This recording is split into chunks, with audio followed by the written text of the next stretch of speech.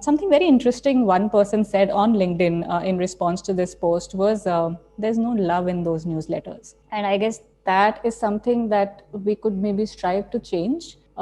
Because there will be more newsletters, right? Because it's also one of the ways people are kind of figuring out how to sustain journalism that they're doing. And it is kind of a business model and it's working for some people. And therefore, a lot of others are also trying to see, can it work for us as well?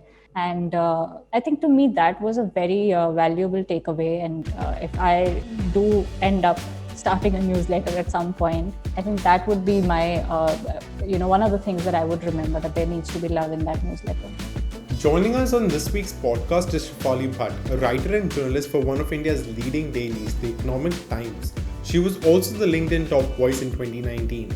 With the focus being pop culture, technology, entertainment, and the life on the internet, you're sure to have read a few articles penned by her in the past. With a decade's worth of experience, Shephali is sure to provide us with valuable insight into the world of journalism. A few topics we'll be talking about today are building a career as a journalist, doing good work in a field which is growing in famous day by day, the importance of skills and degrees required to become a journalist, and much more. So hit that subscribe button and the post notification bell and join us for today's podcast.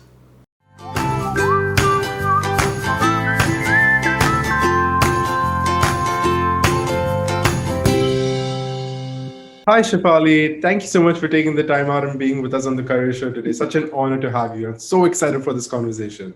Hi Trishank, I'm equally excited, if not more. Thank you for having me here. Before we get into journalism, I want to talk about your journey and how you started off in journalism. You did a BCom degree right out of school, right? When did you discover your love for writing? And when did you get to know that you wanted to get into journalism? I think I was in 7th or 8th standard, was sitting at a neighbor's house, and there's some conversation happening about what I like doing and how I like writing, and stories excite me, and wasn't that articulate at the time. So I guess it was the uncle in the neighborhood who kind of interpreted it well. And he said, journalism mein chali ja. And you should get into journalism. And I said, what is that? And I think his interpretation of the entire thing was wo jhola latka ke jo ghumte hain, and then they back in the days, that was the image that you had of journalists. But it kind of excited me that there is something that aligns with the little something that I like doing, which is bringing out real stories of real people, and doing that kind of made me happy. And I remember I was in final year college, my BCom degree, and I was reading Cosmos. There's this one line there which says something to the effect of somewhere something incredible is waiting to be explored. And I just it was just one of those, I think in the book, I'm not sure how instrumental or important that line was, but to me, I think it kind of was a game changer. And I just, the moment I read that, I was like, wow, how cool would it be to kind of become the medium that, explores this incredible and shares it with the rest of the world.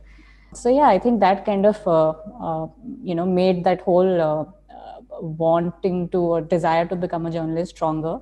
My family was not very happy about me getting into journalism. So their first thing, I remember a senior male member in the family was like, हमारे घर की लड़कियां ये सब नहीं करती हैं, who will marry you, and they have a very different life.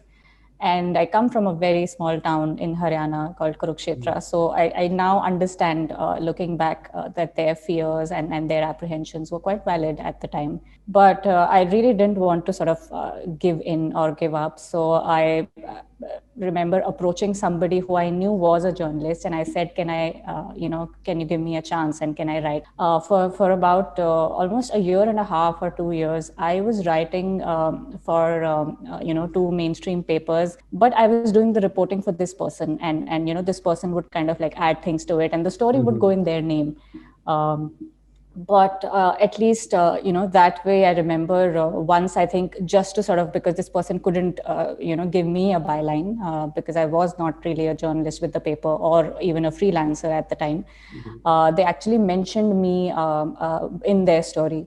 And I remember sharing that, with that same senior male member of the family. And there was like this slight smile I noticed when they were reading this particular story. And I think it was in that moment I knew, okay, now this is not going to be difficult. So after that, they allowed me to pursue journalism as a postgrad. I did a PGD after that from Bangalore, and yeah, the rest, as they say, is LinkedIn history. This is the stuff that's not on LinkedIn. This is the backstory that you won't find on LinkedIn. You know what the amazing part is about your story that you just mentioned is that you accepted and you validated the fears of the people in your family and you tried to fight according to that. A lot of people just get mad when they realize that the family is not supporting. But I think it's just an entire completely ball game when you see where they are coming from and then try to fight it. Things get much easier then. I think I understand it now. Now that I'm also 12 years older. I'm not sure. I don't remember if I understood it well at the time. But now, when I think about it, I realize that they were right. I guess at that point also, there was a rational part of me that knew that what they are saying is not entirely wrong, as in their worries aren't unfounded. But I still wanted to do it. Correct. And I wanted to make sure that they are not worried. And That's like, I remember also telling them that I am not going to get into political journalism, although I really cared about it at the time as well. But I was also a business student, right? So I also knew that that's something that I may have a stronger command over, and would probably like to do that more often, than do political journalism. Although I remember, again, at the time I used to say that political reporting and business reporting are like my two eyes. I don't know which one I like more. But eventually, I did go towards business reporting, and then I did tell them that, to be frank, it's not going to be as dangerous, quote unquote, as you think. No, that's amazing, and I'm glad we. I'm sure there are tons of people who are glad that you ended up doing this because, like you said, LinkedIn's top voice of 2019 as well. But you mentioned that you were interested in political writing. There's so many aspects of journalism, right? There is print media, and there is then the news, television media as well. There are so many different genres that you can write about as well. How do you go about picking that genre and choosing between TV media and print media? So Trishank, I actually did my PGD in broadcast journalism with specialization in business reporting. I think as a young aspiring journalist, I wanted to be a TV anchor, which is, I think, the I'm not sure if it's also a small town thing, but you have that idea, right? Your idea is not, a byline. Your idea is, sitting in front of a teleprompter and relaying the news. That you think is the idea. I mean, that at least I thought was the idea of a journalist. And when I got down to it, when I was studying it, is when I realized that I actually don't quite like the process of it. There are some people who are very good at it.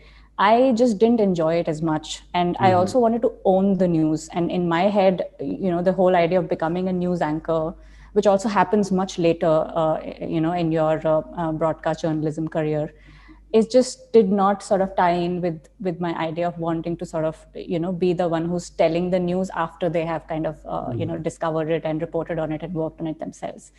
And therefore, I remember midway during my course, 1 year course, I kind of shifted. I actually asked if I could be shifted, but it was too late. But then I decided that once I'm out of here, I'm not going to pursue broadcast journalism. I don't want to do TV. Now the medium has kind of lines are blurred. So I do podcasts as well, and like video interviews and all of that.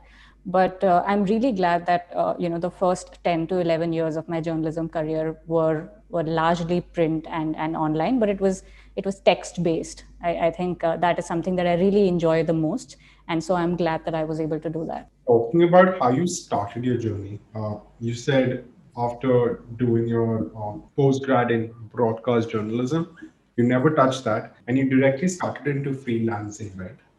Right now, I continued doing the freelancing that I was doing at the time, and after that, I think for about a year and a half, I loved writing about advertising, and that was like one subsection of business reporting that I really enjoyed. So I did that for about a year and a half or so, and after that, I was kind of discovered by the Economic Times brand equity at the time. And so I moved there, and then I must have written about advertising and marketing and media for the most part of my career, actually. Yeah. Mhm. Wow. But what I also want to ask you is, how was your experience doing freelance journalism? Was it a full time job at journalism at Economic Times? So I did it, like I said, right, in a very, like, the early stages of my career. Most of it was also not bylined, so I was, Exactly. writing while somebody else was getting the byline. Right. Mhm. So I don't think I am the best person to give advice on freelance journalism, because 98% of my career has been a full-time job, and I can only tell you basis what I hear from my friends who are heavily into freelance journalism, is that it's never been easy. And obviously it helps when you kind of you've established yourself as a reporter. I think then it becomes relatively easier. But everything from especially now, right now, everything from getting your payments on time, and just getting responses.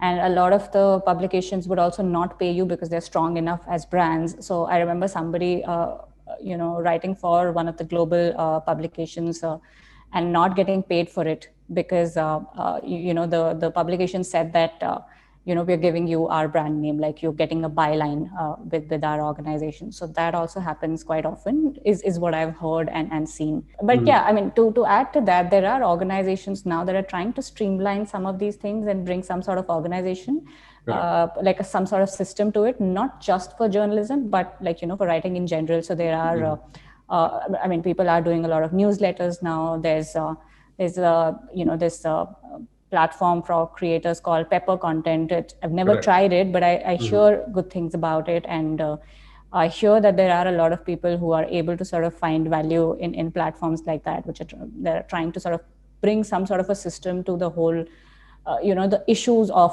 freelancers in the content space. So I guess things may get better in some ways, for some people at least, at some point. Talking about how things have changed, you mentioned the uncle who told you to get into journalism. You used to think that it's a guy or a girl who used to carry something on their shoulders. And you mentioned lines have blurred now between broadcast journalism and print journalism as well. You've been in the industry for 10 to 11 years. How have you seen the journalism industry change in front of your eyes? Yeah, a lot has changed, and how they say the more things change, the more they stay the same. I think there is a lot of self-censorship that happens now because of the climate, that the political climate around us, and for various other reasons, which I don't think at the time that I joined journalism. I don't think that. I think that was the last thing on anybody's mind at the time, um, for sure. I mean, you see the news every day, right? There is, journalists sort of, trying to do their job and kind of getting punished for it in some ways. So I guess that is at the top of my mind. I think that is something that is very recent. I hadn't seen that, growing up as a journalist in the last 12 years.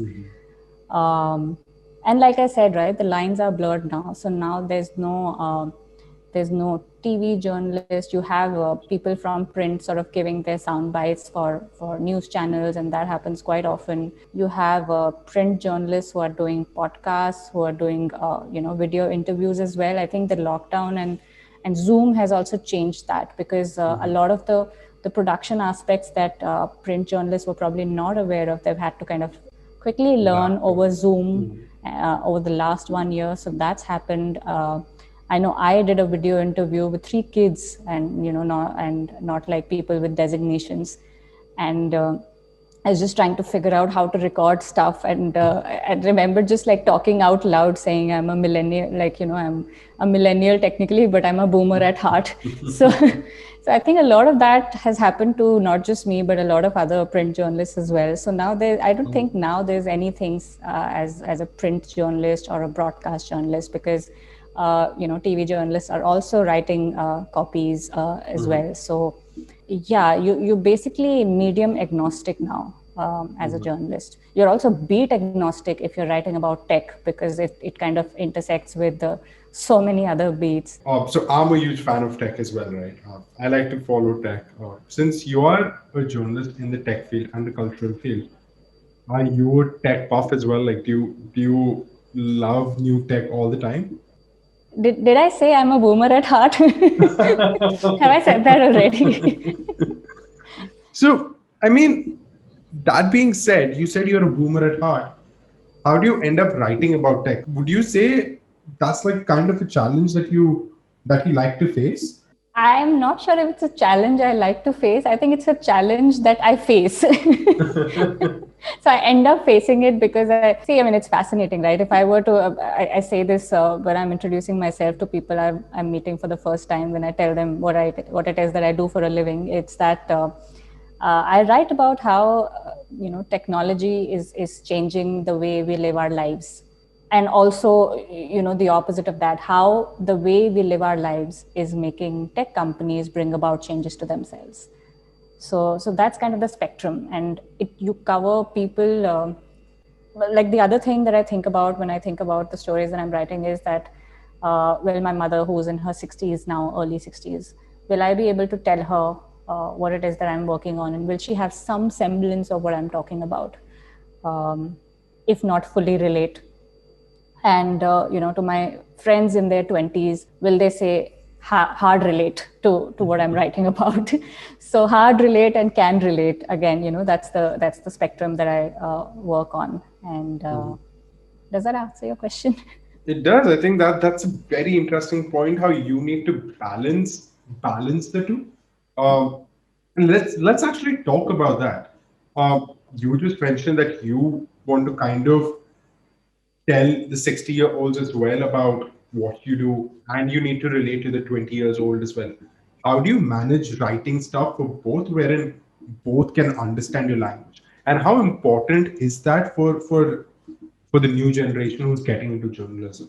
uh, like I said, right, I think so asking that question off of yourself really helps. Is there something like, will this fascinate the Gen X, or the people beyond that generation? And is it something that will resonate with the younger generations, the Gen Z, the millennials? Forget just Gen Z, I want to write about Gen Alpha as well. Like, I want to bring them into the fold as well. So you just ask that question off of yourself every time you're writing a story, and then you hope that, at least, either it has. I mean, it's, again, it's a spectrum, right? It's a spectrum between resonate and fascinate. So Correct. it could be like, Gen Z being fascinated by something if I'm writing about the boomers, and or it could be the other way around. But Other way again, you around. have to find that balance between, you have to, it has to resonate with some people and it has to fascinate some people. So as long as you're somewhere in the middle of that, I think you're doing fine. Mhm. That's super cool. That's super cool. Something that I want to go back to, you mentioned about self censorship, right? Uh, do you want to get into a little bit more of that? Like, what do you exactly mean by self censorship? And in addition to that, uh, working in big media companies, do you ever feel that you are restricted in your writing? Have you ever felt that? Uh, I'll give you a quick example. Uh, when we were watching the show Scam 1992, there were a lot of times wherein Sucheta Dalal was stopped by her seniors to write until the very end, right? Uh, like, do you feel that that restrictiveness is also there?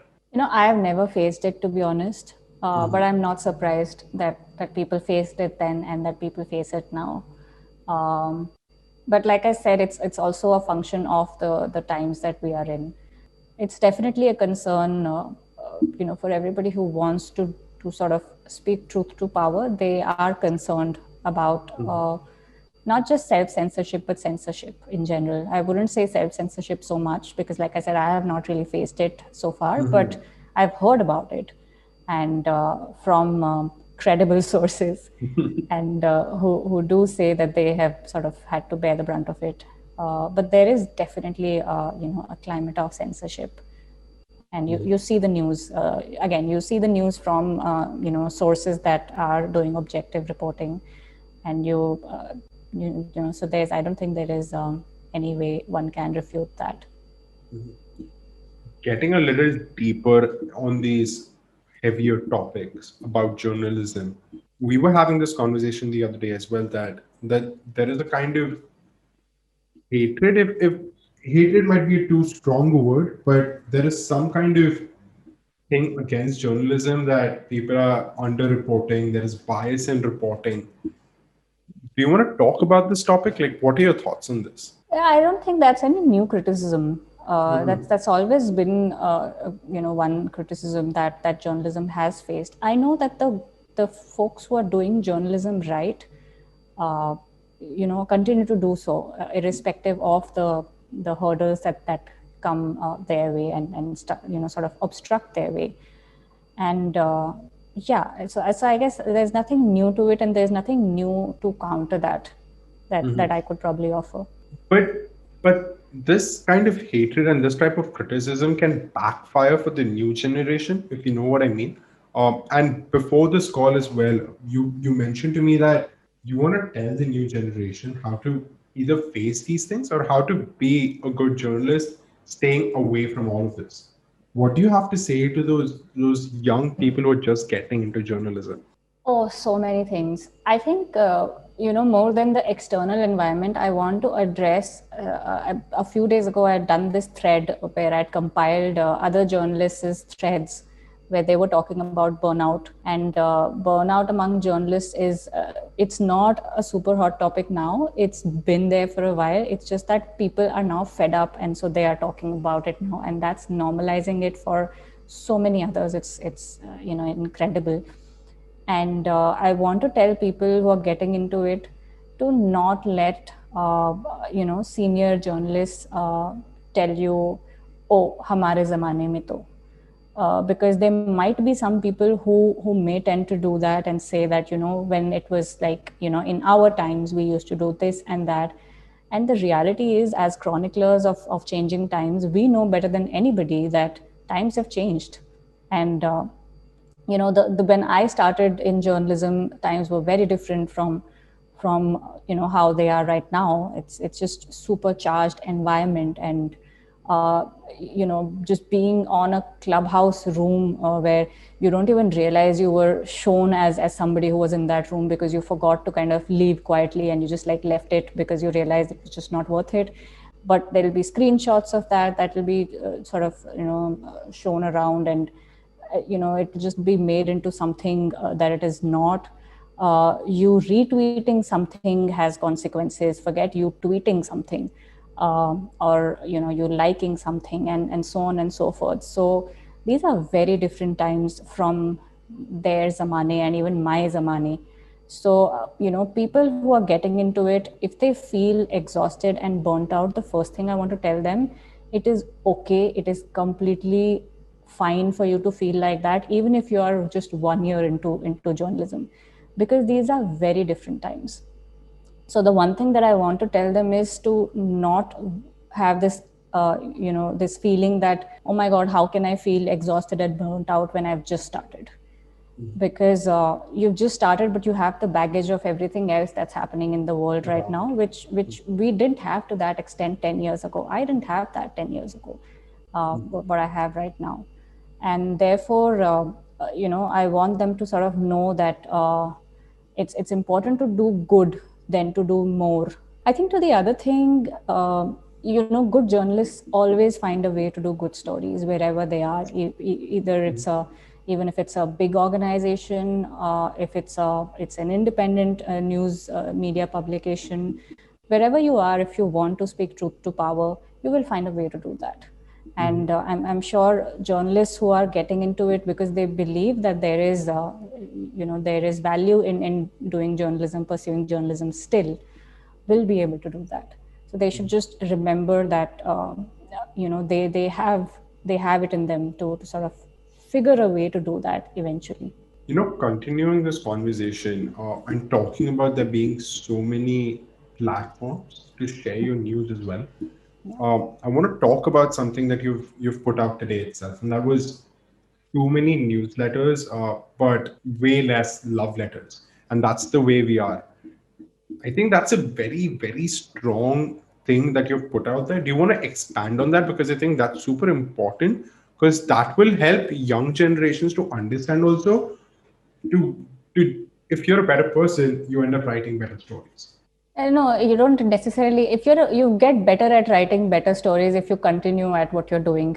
I think, to some extent, I'm not sure if it can directly be like I think there are some very horrible people who write great stories. So I'm not sure how much of a correlation there is with the person and their stories. So like 10 years ago, I remember everybody was doing an MBA. Now I know everybody who is doing a newsletter. If they're not on the product side, then they're just like making clones of Clubhouse, or they're still making clones of TikTok, I hear. And I've been having a lot of conversations about newsletters with so many people in the last 1 week. I was just thinking about it last night because a fellow reporter was telling me how they have a newsletter, how there's somebody else who has a newsletter, and we're kind of discussing both the newsletters and other newsletters in the surrounding environment.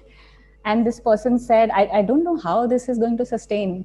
And I've been thinking of starting a newsletter myself. I've been there have been people who have been telling me to do that for over a year now. When are you going to do it? I'm going to pay money to read this. I'll be the first to subscribe. All that is great, but there is just very little that's sort of talked about the struggle of sustaining a newsletter and making sure that, like anything good, right, how do you keep it going, and how do you keep it interesting all the time, especially with the very few resources that we have right now. And I don't know why, I was just thinking about it, and it was a very morose feeling, thinking, oh my god, what's going to happen. And there was this part of me that felt like I want to write something right now, but it has to be like a handwritten thing. And I remember just going over to my husband. So instead, I kind of delegated and I said, you write a love letter to me, okay? Because this is our problem. There are just too many newsletters. There are too few love letters around. So that's his weekend assignment now. I've actually given that as a task to him. He's supposed to write me a love letter. That's how that Thank. came about. It just, I think there's, all we need is love. There's some love required. But I'll tell you, I mean, jokes apart, something very interesting one person said on LinkedIn in response to this post was, there's no love in those newsletters. And I guess that is something that we could maybe strive to change, because there will be more newsletters, right? Because it's also one of the ways people are kind of figuring out how to sustain journalism that they're doing. And it is kind of a business model, and it's working for some people, and therefore a lot of others are also trying to see, can it work for us as well. And I think to me that was a very valuable takeaway. And if I do end up starting a newsletter at some point, I think that would be my one of the things that I would remember, that there needs to be love in that newsletter. I'm so glad I brought this up because I think that is super, super important how you can include love in newsletters. So I'm so glad I brought this up. But also talking about, you mentioned that people are choosing MBAs and they're choosing between MBAs and newsletters. No, I meant that 10 years ago, that was the thing, that everybody was doing an MBA, and now the environment is such that everybody is doing a newsletter. But what I want to talk to you about is, what do you think a degree is still important to get into journalism? Like, what are your thoughts on that? How can people become a better writer? Do they have to go to school and get a degree? I did study journalism for about 10 months in a proper professional full-time course. What that taught me was, yes, a few basics. And it also, I think, taught me how to work hard, because I was just fresh out of college, where I had spent most of my time in the canteen and the parking lot, chilling. And that's what I guess most people in college do. And therefore, I think that just gets you into the zone of working hard and working within through people, which is also part of what management does, but in a very, like, there the goals are very different here. It's about getting that story out and how you work together to get that done. So it does teach you basics, and of course there's value in that. But if it's something that you cannot afford to do for whatever reasons, I mean, economic or you're pressed for time, if that is the case, if you just want to get started, it is something that you can learn on the job as well. So it's not something that won't be taught you on the job. Or if they say that we will not teach this to you on the job, you're expected to sort of learn it. Well, hello, you have the internet. So you can find, if it's just the skills, the technical skills, there are several ways for you to learn it. There is definitely value in studying or doing a journalism degree. But if it's something that you cannot afford, like I said, for any reason, I don't think it should put you at a back foot, because a lot of people will tell you that they've completely forgotten what they had studied, or the fact that they studied some really nice things but they've not been able to apply those when they actually went and started doing the real thing. So you'll get all sorts of responses. Yeah, as somebody who did do a PG diploma in journalism, I did find a lot of value in it. But I also know there are people who have who've not studied journalism. You'll find a lot of literature grads who get into journalism right after their graduation. So it's also about understanding some of the basic principles and where that can lead you, and just practicing. Yeah, keep writing, and if you mean well and if you keep working hard, it should sort of not be something that should hold you back eventually. Well, this has been a great podcast, Shephali. I have one last question for you before I let you go. And that is, what is one advice you wish you had received before you got into journalism? Negotiate. You are valuable. Do not think that because you've chosen journalism, you're not going to be paid well. I think that's something that a lot of journalists kind of internalize and are told also several times, that this is not a profession that you get into essentially to make money. Well, that's not the case anymore. You need to learn to value yourself, because if not you, then who? Right? You need to first value yourself and then expect anybody else to do that. Instead of feeling, that resentment when you're working so hard but getting peanuts, just learn to negotiate upfront for what you think your time and your effort is worth. I think that's a great note to end on. I've had an amazing time talking to you, and thank you so much for taking the time out and sharing your journey with us. Thank you so much, Shephali, for coming on the Friday show. Thanks, Tushank. I hope whatever I said made some sense and would be of some value to some aspiring journalists, I hope. I'm sure it will, and I look forward to releasing this episode. I hope you enjoyed this week's career discussion. Let me know your thoughts in the comment section. Also, don't forget to like, share, and subscribe. Your support means a lot.